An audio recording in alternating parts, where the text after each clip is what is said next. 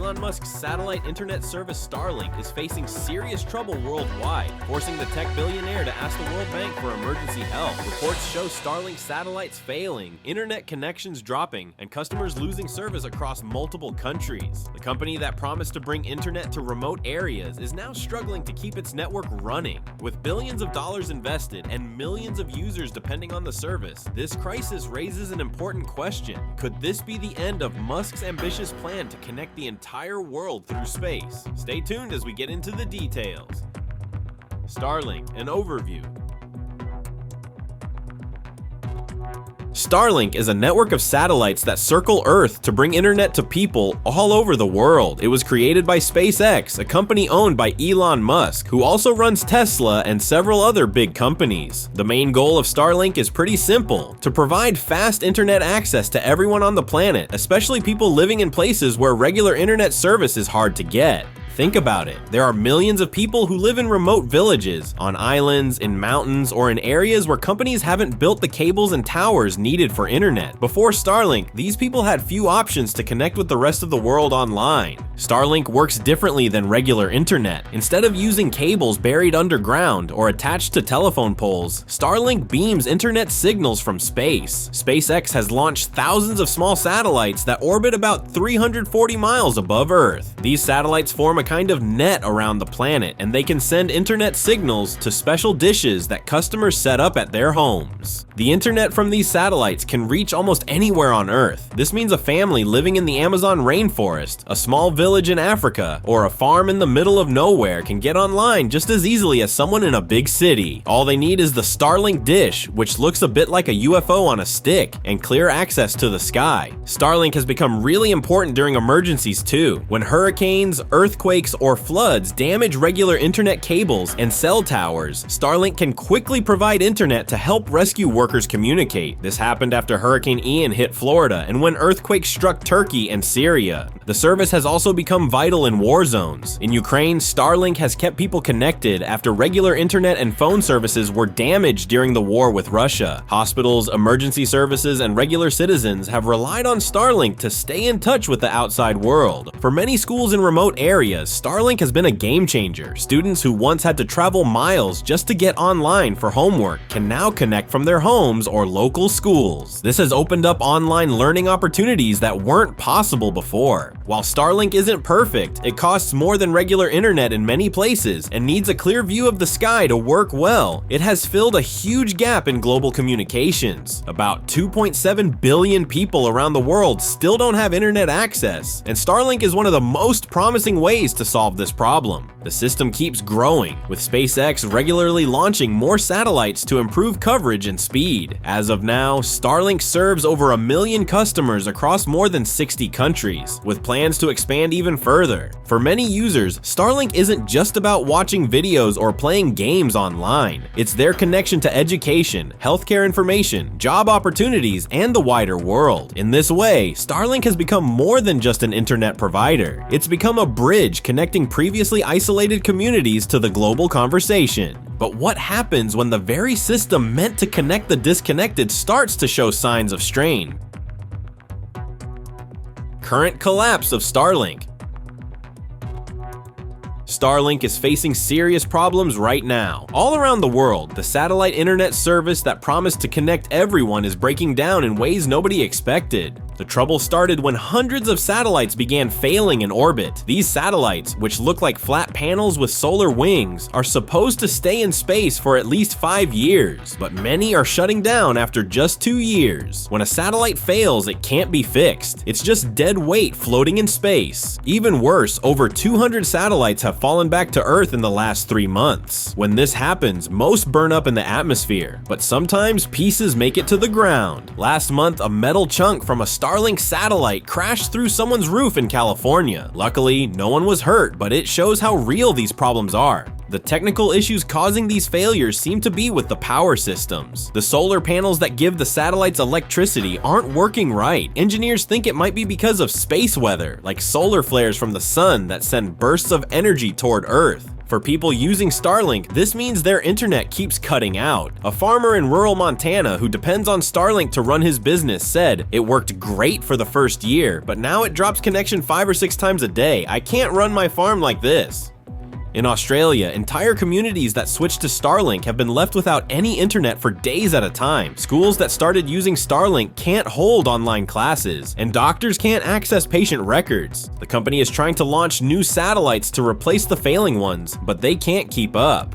SpaceX normally launches 60 satellites at once, but they need to replace almost 300 right now. That's 5 full rocket launches just to get back to where they were, not even counting the new areas they wanted to cover. Money is becoming a huge problem too. Each launch costs around $50 million, and SpaceX was already spending more money than they were making from Starlink. The company planned to have 2 million customers by now, but they only have about 750,000. Making things worse, countries like India and China have blocked Starlink from operating in their airspace, cutting off huge potential markets. Russia has even been testing weapons that can disable satellites, and some experts think a few Starlink failures might be from these tests. The control centers on the ground are overwhelmed, trying to manage the remaining working satellites. Engineers are working around the clock, sleeping at their desks, trying to fix the network. They've had to shut down service completely in some areas to keep it working in others. For now, Starlink is still operating, but it's in serious trouble. The dream of the internet everywhere is fading as satellites keep falling from the sky, and the company is running out of money and options to fix it. So with its network faltering and resources dwindling, the question became clear. How far would Starlink go to stay afloat? We have our answer in the form of a desperate CEO.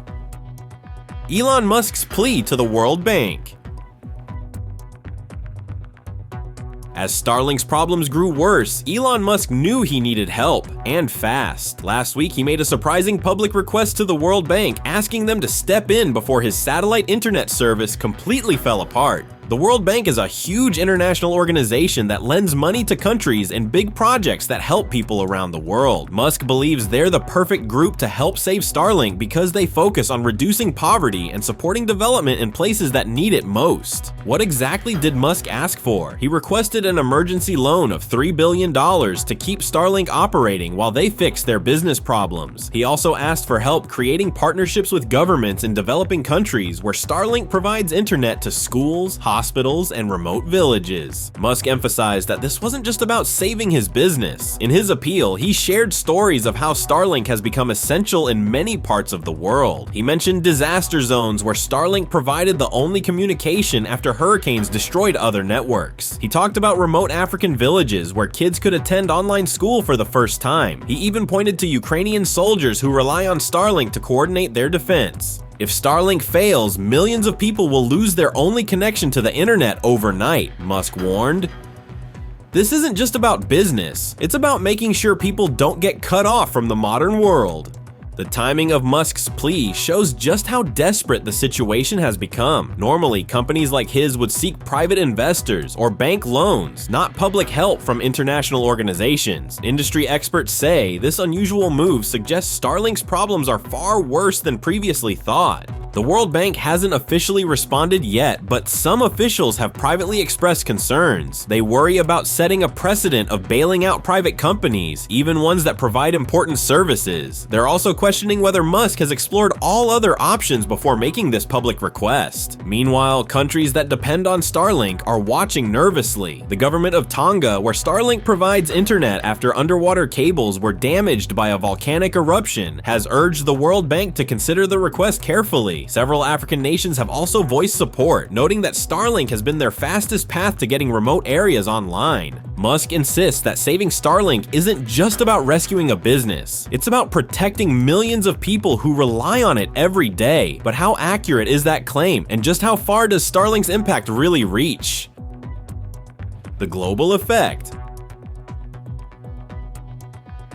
Much like Musk's claims, the collapse of Starlink isn't just a problem for Elon Musk's company. It's causing serious trouble around the world, especially in places where people really count on it. Let's start with war zones. In Ukraine, soldiers have been using Starlink to communicate on the battlefield. They use these connections to coordinate their movements, call for help, and even guide drones. Without Starlink, Ukrainian forces are suddenly going dark. Commanders can't talk to their troops, medical teams can't be called in quickly, and critical information isn't getting where it needs to go. In remote hospitals across Africa and parts of Asia, doctors who were using Starlink to consult with specialists in big cities are now cut off. Imagine a doctor in rural Kenya who was about to perform a difficult surgery with help from a specialist watching through video. Now that connection is gone, and patients are waiting for care that might not come. Weather stations in the middle of oceans and on mountaintops have lost their ability to send data. This means weather forecasts are becoming less accurate, which affects everything from farming to flight safety. When storms are brewing, accurate predictions can save lives, but now those predictions are getting fuzzy. Search and rescue teams in places like the Himalayas, the Amazon rainforest, and the Arctic relied on Starlink to coordinate their missions. Now they're having to fall back on older, slower systems, and in some cases, they can't communicate at all. Every minute matters when someone is lost or hurt in these dangerous places. Small island nations in the Pacific were using Starlink as their main connection to the outside world. Now they're isolated again, unable to access online education, telemedicine, or even basic communication with neighboring countries. Scientists tracking endangered animals through satellite tags can't receive data anymore. Conservation efforts for whales, elephants, and other threatened species are being hampered because researchers can't see where these animals are moving. Perhaps most concerning are the emergency systems. Tsunami warning networks, earthquake monitoring stations, and wildfire detection systems in many parts of the world were upgraded to use Starlink's fast connections. The backup systems are slower and less reliable, meaning warnings might come too late. Financial systems are feeling the impact too. Remote banking services that brought financial access to people in rural areas are now offline. Small businesses that depended on Starlink for payment processing can't complete transactions. Even everyday internet users in places where traditional internet isn't available are suddenly cut off from information, education, and connection to family members abroad.